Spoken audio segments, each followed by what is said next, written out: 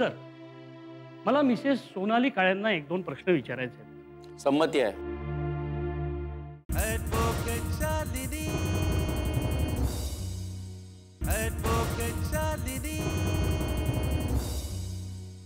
Sir, मला Mrs Sonali काळेंना एक दोन प्रश्न विचारायचे आहेत. संमती आहे.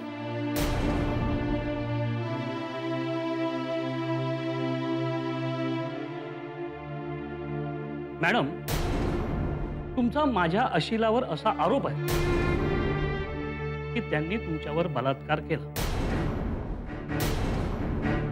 त्यांच्या अशा वाईट हेतूची कल्पना तुम्हाला कधी आली हे सांगू शकाल? हो, मी घरात एकटेच होते. दरवाजाची बेल वाजली आणि मी दरवाजा उघडायला गेले तर दारात हे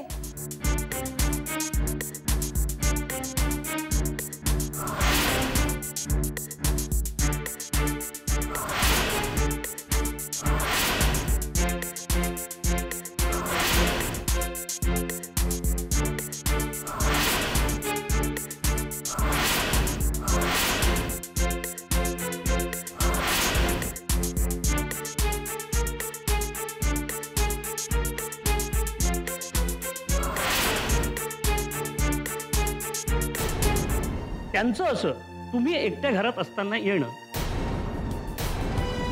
हे पहिल्यांदा घडत होतं? हो. आणि तुम्ही दिलेल्या माहितीप्रमाणे तुमचा नवरा घरी नव्हता याची कल्पना त्याला होती, बरोबर? हो. म्हणजे त्यांच्या हेतूविषयी तुम्हाला तेव्हाच कल्पना आली होती, तरीही त्यांना तुम्ही घरात घेतलं. याचा अर्थ काय? नाही, मी त्यांना घरात न घेण्याचा खूप प्रयत्न केला, पण काय? सर, यावरून कोर्टाला काय ते लक्षात आलं असेलच. तर त्यांनी जेव्हा तुमच्यावर हात घातला तेव्हा तुम्ही बचावाचा प्रयत्न केला नाही?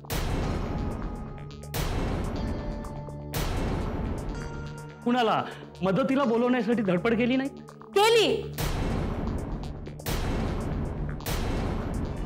पण मी त्यांच्या घरात चहा आणायला गेली असताना त्यांनी सर्व खिडक्या बंद केल्या, दरवाजा बंद केला. म्हणून तुम्ही ओरडलाच नाहीत? ओरडले ना, पण माझा आवाज कोणीच ऐकलं नाही असं म्हणायचंय मला. शिवाय दुसरंही काही कारण असते? दुसरं कुठलं कारण? त्यांचं तुमच्याकडे नेहमीच येणं जाणं होतं, त्यामुळे सवयीचं झालं असेल, त्यामुळे कोणी लक्षही दिलं नसेल, बरोबर? हो. Thank you madam. मला तुमच्याकडून एवढंच हवं होतं. जाऊ शकता.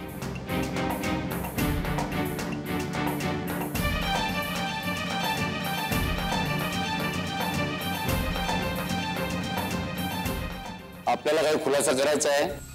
नाही मिलॉर्ड, मला त्याची काहीच गरज वाटत. पण मला मनोज डोके यांना काही प्रश्न विचारायची परवानगी हवी. संमती आहे.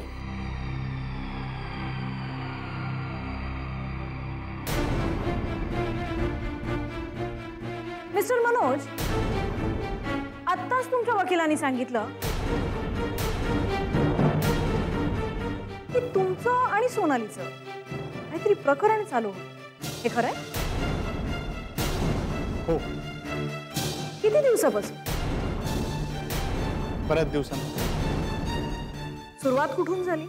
आधी नजरेने आणि मग काय नाही, त्या दिवशी आम्हाला चांगली संधी चालून आली. पहिल्यांदा? हो. Thank you milord. प्रतिपक्ष वकिलांनी ही गोष्ट लक्षात घ्यावी की मनोज डोके यांचं येणं जाणं हे मुद्दामून तुम्ही लक्षात द्यावं म्हणून मी सांगते.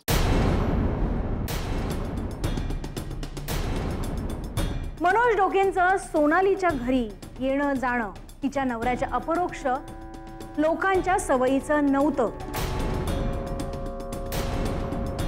कारण आताच त्यांनी कबूल केलंय की पहिल्यांदाच त्यांना ही संधी मिळाली.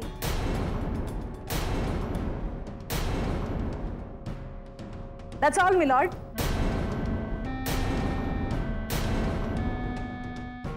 कोर्टाचे पुढील कामकाज दुसऱ्या सेशनमध्ये होईल.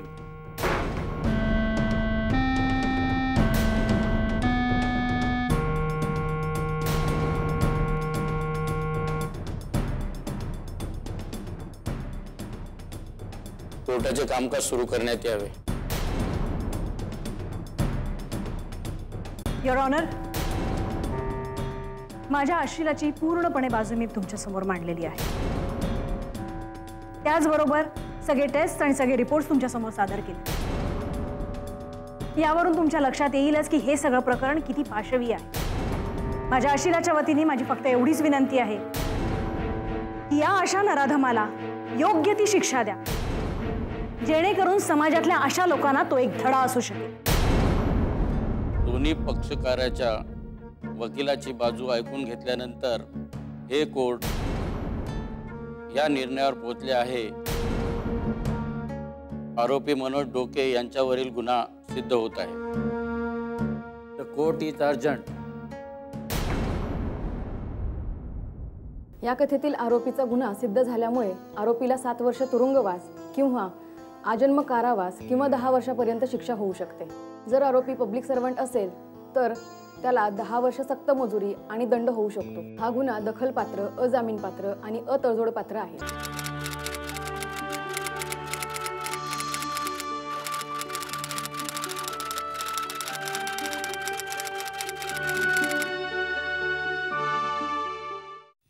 काय ग, काय झालं? काय म्हणाले डॉक्टर? सगळं ठीक आहे ना? होय. झाली का सोनोग्राफी? हो. काय होणार, पुन्हा मुलगीच.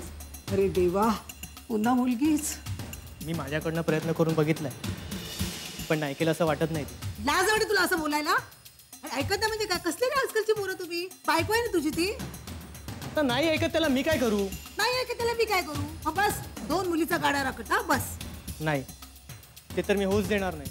काय करणार आहेस तू?